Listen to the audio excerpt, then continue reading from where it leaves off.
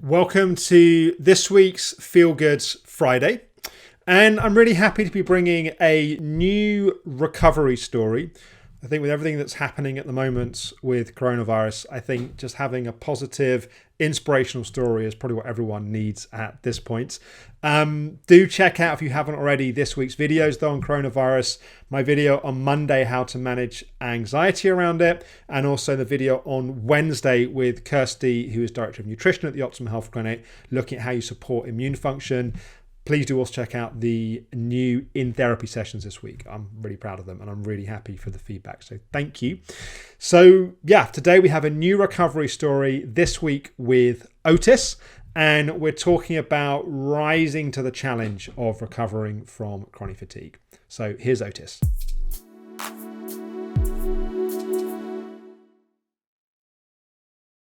So Otis, welcome and thank you so much for making the time to share a bit about your story. I was just saying to you before I hit record that I actually don't know the context of your story. So I'm sort of asking questions from a genuine place of kind of wanting to learn from. So do you want to start off just by saying a little bit about the circumstances of sort of when you first started getting ill, what the symptoms were, and sort of what was happening at that time? Yeah, sure. And thanks very much for having me on. It's sometimes it's quite, gets muddled in your mind, and memory's a funny thing. But basically, I was working really, really hard. I had all sorts of achiever patterns and pleaser patterns and all sorts of other things that the Optimum Health Clinic talks about. But fundamentally, I think I just got my dream job. That was it. And things were going incredibly well. I'd bought a flat. I'd met the woman I thought I wanted to marry.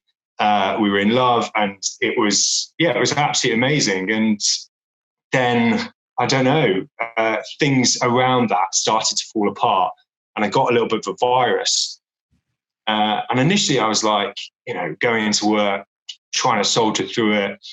It was a really busy job. I was fighting to keep my job at the time, this dream job, and then finally getting an opportunity, having kind of fought so hard to get there. And it's these kind of things are all super competitive, and there's a whole load of luck as well. And I thought this is my chance. And so it was all just a lot of stress. And then political circumstances happened that meant that the numbers of people they were going to take out there kind of got whittled down. And, I felt this kind of thing slipping away from me. So it was just a lot of stress at the time. And I was kind of doing what an achiever does, which is try and figure out ways to kind of make myself indispensable and, all this kind of thing. So I was putting a lot of pressure on myself. And I think I just got a virus or something along those lines. And that seemed to persist for whatever it was. And it took me about, actually, I know exactly how many days I was ill. 1,372. Not that you were counting. No, I counted at the end. I have it as a reminder in my phone. It's that gratitude thing to be like, when you really think about that amount of time, and I know people watching this will notice only too well that. It's a lot of time. It's an incredible amount of time, and it's seemingly endless. But when you put a figure on it, it has ended for me personally, and that's really powerful for me and how I then look at life now. And that reminder in my phone gives me that sense of clarity and that everything in life is finite. You just don't know when it's going to end. And so you were in this intense situation, but life ultimately was good. Like there was a lot of kind of good stuff that was happening. What were the sort of symptoms and what were the signs that something was kind of not quite right? Oh gosh. Well, I look back now, I was kind of like a mess really internally. The volume was just turned up so loud in terms of my kind of approach to work and life and the standards I set for myself. But basically, I think, and this is kind of probably takes more time than we've got, but for a long time, and a lot of my childhood, my history and my background, led to those kind of patterns of just flogging myself, basically. Some of the signs in terms of what was going on was always feeling tired, no matter what. I just couldn't remember a time when I felt fully rested prior to it. So I've been burning myself at both ends for years, emotionally and physically, pushing myself and not realizing the effect it was having on me. It was like I was pushing myself so hard, I just didn't really know any different. So I didn't realize how much in all of the areas, I mean, emotionally, physically, spiritually, all these kind of things, that I was doing myself this level of damage. And I think some of it was burnout, and some of it, for me personally, and I'm not saying, I know that a lot of people have, that this is a controversial question within the CFS community as to what causes this. Is it medical? Is it mental? Is it biological? Is it something else? Is it spiritual? For me, there was, the root causes are certainly psychological. And it was telling that as soon as I kind of got ill and I started doing research, got into the Optimum Health Clinic, it just felt like a kind of community and a cadre of people, and led by yourself, that looked at life and illness in the way that resonated with me. And I launched myself straight into the psychology stuff with Jess, and then subsequently the nutrition with Sana, and obviously I found it utterly transformative. What were the actual symptoms? Was it primarily fatigue? Was it, what were the actual signs in your body that you couldn't kind of keep going down the path you were going down? Yeah, intense fatigue, and a kind of almost a proclivity to get random little ailments. I had almost a cold every 2 or 3 weeks, and a perpetually running nose and aches and pains, and all of that came with kind of brain fog. And then obviously when all of these things were kind of manifesting themselves, I just got more and more intensely worried about what was happening, and that made it worse. So yeah, there was just an overall feeling of complete burnout, lethargy, and illness. It's hard to describe. It's like a toxicity that was going on that kind of ebbed and flowed throughout 3 years. And how did you did it get to the point you had to stop work? Like, what was the actual then impact in terms of your life? Yeah, so I kind of went off sick for a bit, a few weeks, tried to come back, didn't really work out. Like, I couldn't stop. I just didn't understand what was happening to me. And I would go to the doctor, and the doctor would be like, well, we think you might have post-viral fatigue, but we need to wait for like 3 months to diagnose it or something like that. And I kind of bounced in and out of that before deciding to myself, and I didn't really have a great deal of support or anybody to bounce these things off. And looking back, I wonder if this was the right decision, but there is literally no point in looking back. But I wonder if I should have stayed in work and kept going even at a reduced level. Because for me personally, I thought to myself, the best way to deal with this is complete rest. Stop work entirely. Maybe if I stop for 6 weeks, I give myself a proper rest. That's what I need, and I'll be back and I'll be fine. It just didn't work like that. What I needed to do is find a way of being in the world and doing what makes me happy, and living that was balanced and yes, reasonable and proportionate. Not throw the baby out with the bathwater. That was where I went down, and it was a. So that's it's an interesting point, because I think it can be. It's a genuinely tricky decision, and I think in different situations, different choices become more appropriate. But it sounds like what you're saying is that you stopped work and you rested, but actually was the impact that you became more stressed by not having focus and structure, or was it that what actually happens? Yeah, exactly that. Like, my life started to fall apart. Like, I just got more and more stressed that I was losing the things that I cared about. I said at the start, I just hit that place in my life where I think, I don't know, most people in most of my friends would say the same. In your 20s, you're kind of looking for those three things. I live in London, and, you know, it's that kind of a lifestyle, that kind of thing. You know, people in their 20s, they want to get a job that they want to get a house, and they want to meet a partner. And I had all those things. I didn't really know. I wasn't thinking like that at the time, but then I started to lose all those things. And it felt like the illness was that, and me stopping just gave me, while I was losing more time to be anxious about it. And also for the first time in my life, I had to confront the feeling of, okay, so what am I without these things? Yes. And that was incredibly scary. And I'm not sure if physically it was the right thing to do, as in stopping work, or psychologically if it was actually a helpful thing to just kind of rip the Band-Aid off. So, and I think it's a really it's a tricky decision. Like, I've seen cases where keeping that structure in work has been really helpful, because it's given structure to someone's day. It's kept them plugged into some community and a sense of purpose. And other people where they haven't really made progress until they've really let go, both of the kind of physical and a kind of emotional demand. But actually, as you're saying, what's really hard about that is also the potential sort of gift in that, which is when you're forced to answer the question of, like, who am I without all of this stuff? They're quite painful and difficult questions, but actually, if one finds some answer to those questions, actually it's also very empowering on the other side.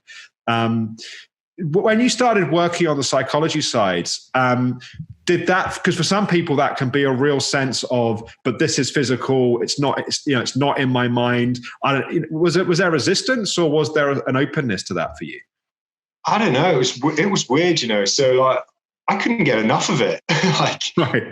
It was like you're paying somebody to give you wisdom. Like, I just was like, this is great. Someone's telling me how I can be happier in myself, and it was literally no problem for me. And I almost was going to launch myself into it too much. I was kind of like, actually, this is going to help me be happier. Whatever causes this, whether this doesn't help me get better or not, like, I can't see it as anything but a good thing. So, I don't know. And also when I started speaking to people about this stuff, therapists, I did some psychotherapy for a while, and obviously with Jess, I worked with, I started to realize that, there were some things in my life that I needed to change, and no one was going to change them for me. I had to do it myself, and they were going to make me happier if I got to them. And they were also going to give me, like, some of the things that I was after in my life, like the opportunities and the things I wanted to do. I was standing in my own way. And so, regardless of illness, it just felt like the right thing to do. Yeah. I think one of the things that can also be really difficult at that point is when you're sort of losing the focus and the structure of the rest of your life. Can also be very isolating. It can be a very lonely experience to sort of go through this, what can be the most difficult chapter of someone's life, sort of on your own. How was that piece for you? Yeah, that was tough. That was really hard. And I have just huge sympathy for people out there who are going through this, because, regardless if you've got a good family around you or good community around you, I found that particularly difficult. My friends and family will be watching this, and I don't blame anybody, but it's just, and partly for my own fault, I didn't ask for help either, as much as I should have. But I didn't have that, and I did feel alone a lot of the time, and that was incredibly hard. But it taught me a lot. I don't know. I think a lot of the things in life that are hardest in life, you'll go through alone. Not to get too meta about it, but the human experience is fundamentally an individual. Like, I don't know what you're thinking, Alex. I don't know what you're feeling. I can't feel it for you, and I can't change it for you. And likewise, you can't do it for me. So actually, people can be there, and it's a really important part of it. But no one was going to solve it for me, and it was bitterly difficult to swallow that for a long time. But I don't know. Yeah, you can still get through it. Yeah. Yeah. I often think that there's one relationship in our life which is there from day one to day end, which is our relationship with ourselves. And what often happens is that if that's not a good relationship, we use as many things as we can in our life to sort of distract away from the fact it's not a good relationship. Be that being kind of really busy at work, or filling our life with lots of responsibilities for other people, or kind of numbing out with, telly or substances. But when you go through something like a severe chronic illness and you spend a lot of time alone, you're sort of forced to try and find a way to manage that relationship and try and hopefully heal some of that relationship. And there's obviously an enormous positive on that on the other side, because one finds himself in a situation where they've actually got a much healthier relationship with themselves and are much more comfortable and more at ease with themselves. I wonder what were the things that you noticed really helped you at that time? So you're working with Jess on the psychology side, Sana on the nutrition side. You mentioned you did some psychotherapy. What were some of the sort of transition points, like where there was anything particular that you did, and it's like you saw might not have been immediate, but a noticeable impact? Yeah. What did, because people often wonder with these stories, like, well, what were the things that actually made the difference for you, do you think? It is, like, I've thought about this a lot. I wish I could tell people a useful answer, and I've listened to 100 of these myself. Like, yeah, there's 100 things I could list. Whether it was the last thing, the first thing, or the 50 in the middle, I don't know. I don't. Yeah, I don't think I have the answer to anybody else's question. I think only I had the answer to mine, and I think what got me better was me. And it's as simple as that. Like, yeah, I drew on the support of the Optimum Health Clinic, and hugely, hugely valuable, and all sorts of other things. But ultimately, I think this illness, in some ways, I've always thought about it in my mind. It's like, this is all kind of slightly weird. It works for me, like a jagged kind of hillside, like almost perfectly designed jigsaw to challenge me in all the ways I was weakest. It almost like it was designed to do that. And so in order to get through it, it felt to me like I needed to overcome those challenges. The truth is I haven't. I'm still working on them, but I must have got far enough to do that. And yeah, I'm sorry. I know that's abrupt. Well, I think you make a good point there, that I think people also can get in the mindset of, they start to discover things about themselves that potentially need to be changed or transformed. And it can sort of feel like, well, I'm not going to recover until I resolve all of that stuff about myself. And that can feel utterly overwhelming, because normally someone's kind of idealized version of themselves is a sort of perfect human being that has, perfect confidence and self-esteem, and is in a calm state the whole time, and has their life totally figured out, and is great at relationships. And I haven't yet met that person. And so it can sort of feel overwhelming. And I think the point you make is an important one, which is that you don't need to resolve everything. You need to resolve enough that it has an impact on your healing. And that might be things like really getting into enough of a healing state that the body can heal, that being able to listen to your body enough that you're not constantly pushing through, working through some of the major emotional things which are causing effects in your system. And it's not any one of those things, but it's enough of those things improving enough that your body can shift in terms of its healing process. Yeah, I completely agree. And that point is different for everybody, obviously. But I think one of the things I would say is that what really helped me is when I initially got the illness and got the diagnosis, all this kind of stuff, I was thinking to myself, nobody can tell me what's gone wrong with me, or nobody can tell me how long it's going to last and how to get better. And that felt so scary for so long. What helped me, and I don't know, it might help others, is that, actually that's quite a good thing, because there's a lot of horrible illnesses out there in the world.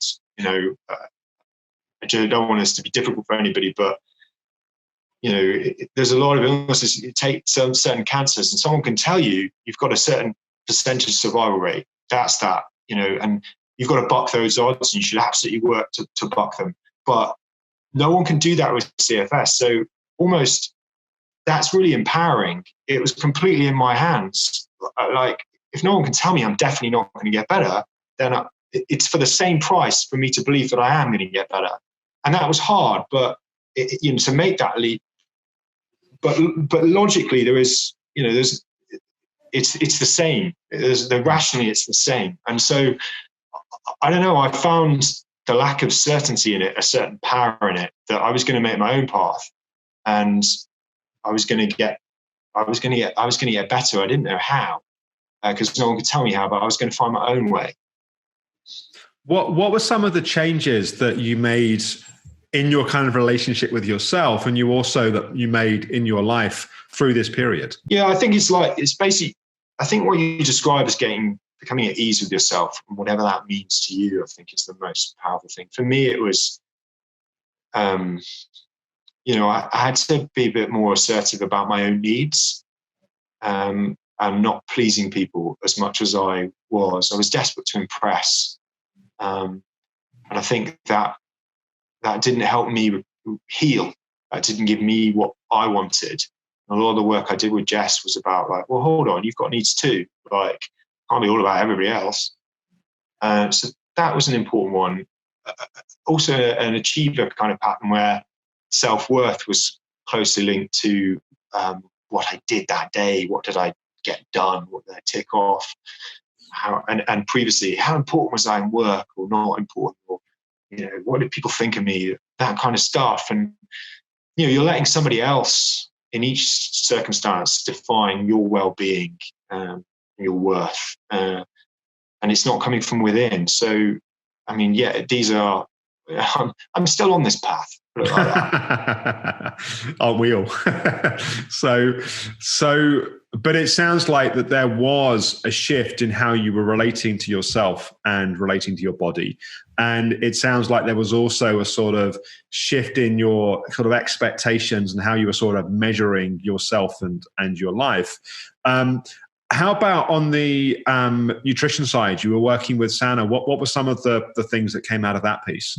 Yeah, I just was about to say, like, we talked about psychology, but I must give a shout out to Sana, who was just so tremendously helpful throughout. I mean, like, we did a lot of different protocols, and we went in different directions, and like, I don't know what helped and what didn't. I got some kind of bumps in energy from certain places and certain protocols, but I honestly don't know. This is the thing, like, I know it was helpful, but I just don't know how. It's hard. I can't say anything more useful than that. I hope I'm not doing Sana a disservice. Yeah, well, I think she might be able to tell you.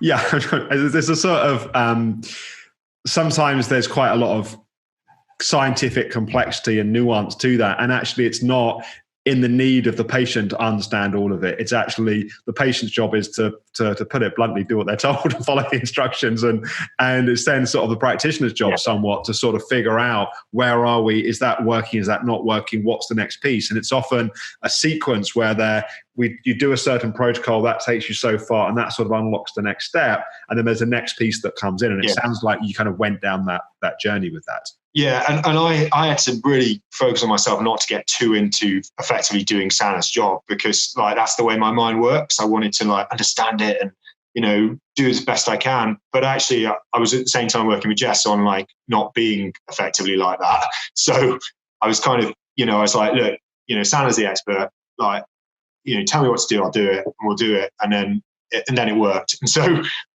I don't know how, but it did. Yeah. What was the point that you started to notice real improvement on a sort of physical level, that you noticed that things that you hadn't been able to do, you could start to do? Like, what were some of those kind of breakthrough moments? Yeah, so it was funny for me. Like, I've heard different versions of this particular point in people's lives. Some people, it came gradually. For me, it came quite suddenly. And I'd done the 90-day program, like, maybe in the first year of being ill. And I don't think I was ready for the lessons it was teaching me. I hadn't got the foundations in the rest of my life personally. I'm not saying that, I'm not saying other people, I have no idea. But I effectively went on a different thing that told me some of the same things, and it was like that for me. From there, I was able to kind of bounce the boundaries, as you guys say, and just build slowly and regain my confidence about what my body could do. Whether I was actually better 6 months before that, or whether that process got me, I don't know.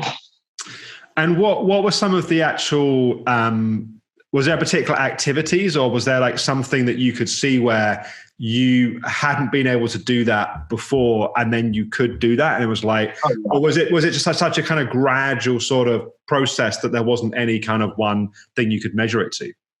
So I remember, I was not working at all. I was, in my house, pretty much doing nothing, some days on end, certainly sometimes weeks. I would struggle to go to the supermarket, all of these things that were very familiar to people.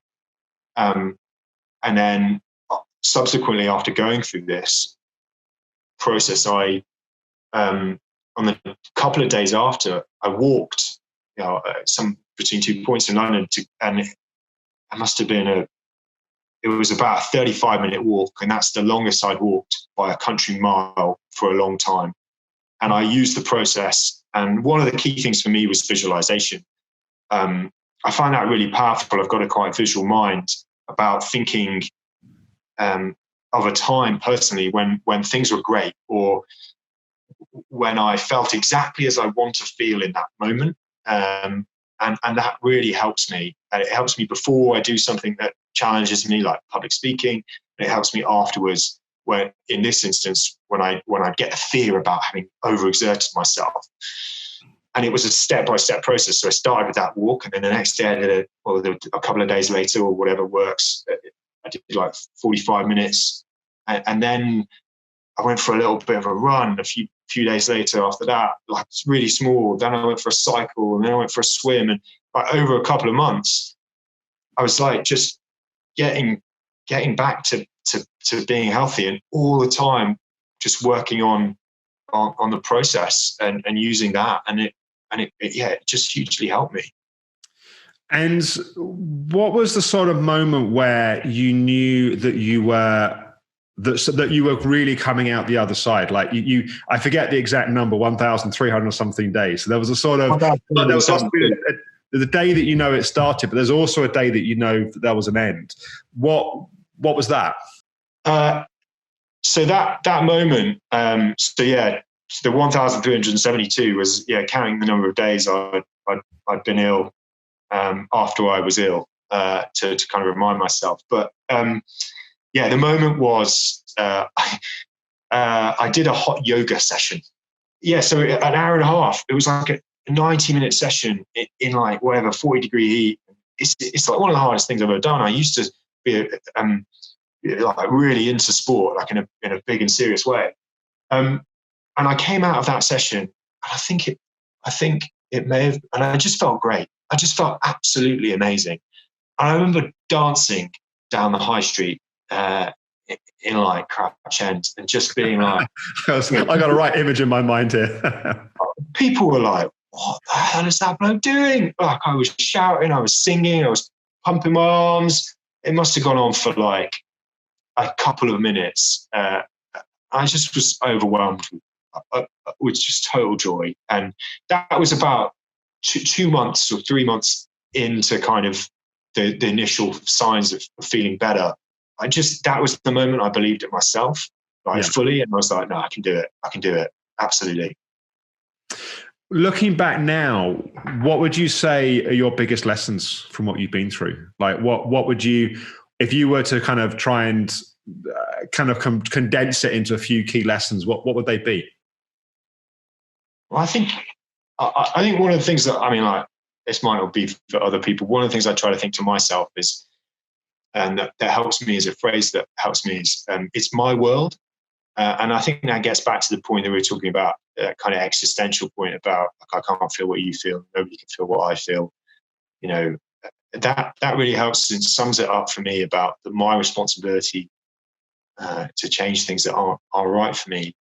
And also, but there's also a power to it as well. If I want to, if I want to do something and I'm worried about what people think, I've got just as much place in this world as they do. So there's kind of two sides to it for me.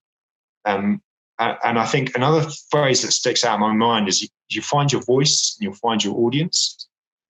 I think there's a ballet teacher who says that in a book, and it really resonated with me. And I think it talks about the pleaser pattern for me. That talks to that, about being like, well, actually, maybe I need to be a bit more me. And then the people who I find in that journey and doing that are going to be more my people. So I think those are a couple. And then obviously, I guess everyone who recovers maybe says this, I don't know, but like, it's obvious, but life is really, really short. It is really short. And now I live in a completely different way, and I'm so much more positive than I used to be. I've got so much more joy in my life. I don't know. It's I feel like that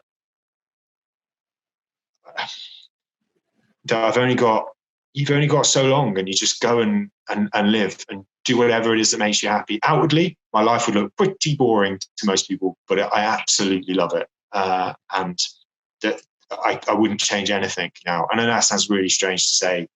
But yeah, I think I can't sum that up into a pithy phrase, but that's that is zest for life. And in terms of the kind of specifics of life now, you're back working. Are you doing similar stuff to before? And like, what does that side of things look like? Yeah, so I do similar stuff before. I know that I've got a dream job again. It's a completely different type of thing, but like I absolutely love it. I still have to watch myself. I've still got some of those patterns, and I still have to really have trouble switching off from work, and I really need to kind of take time to do that. I do a lot of meditation for that. I still work with a therapist, on a lot of different things. It's a lifelong journey. But yeah, I'm doing loads of sport. I work full time. But I look after myself as well. Like I recognize that I'm not a Superman. I may be better, but that doesn't make me like, somehow a superhero kind of thing. So, yeah, balance is a really key thing for me in my life, by making sure that I'm kind of giving myself what I need, what makes me tick. So yeah, all the things that are kind of normal, full, healthy life involve holidays, like sport, running, like swimming, all this kind of stuff, work, friends, that kind of stuff. It's great. It's really great. I'm so pleased to hear how things turned around. And it sounds like the core piece of all of that was sort of your rising to the challenge of it, sort of the metaphor that you gave around sort of the kind of jagged edges of the kind of mountain. And it's like you sort of that commitment to go, this is like all of my weak, vulnerable stuff right in front of me, but having that commitment and determination to rise that challenge. It sounds like that was the kind of heart of turning it around. Yeah, absolutely. And like, there's nothing different about me to anybody else out there.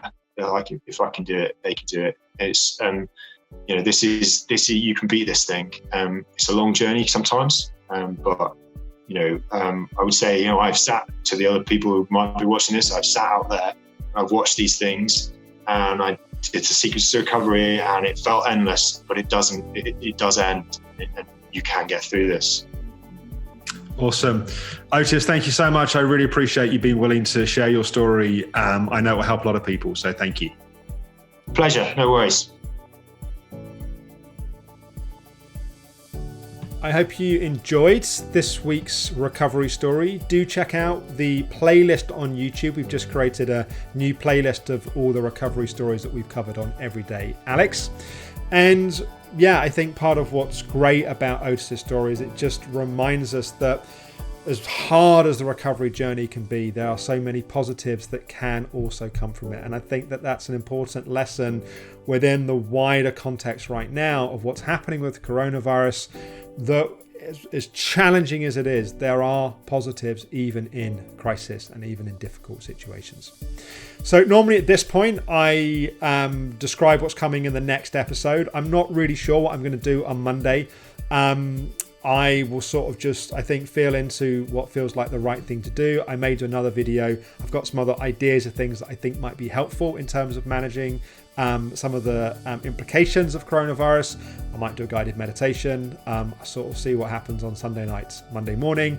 But then we do have 2 more episodes next week of In Therapy. We have Lauren's third episode, the end of her first session. Then on Thursday, we're going to meet Sally, and we're going to have the first episode with Sally. And then I think we've got a week break, and then we'll have another episode with Sally. Then I think we're going to meet Hannah, and then I think we're going to come back to Lauren. But that might all change. So anyway, there will be an episode on Monday. We'll decide what it's going to be on Monday morning, and I look forward to talking with you then. Thanks for watching.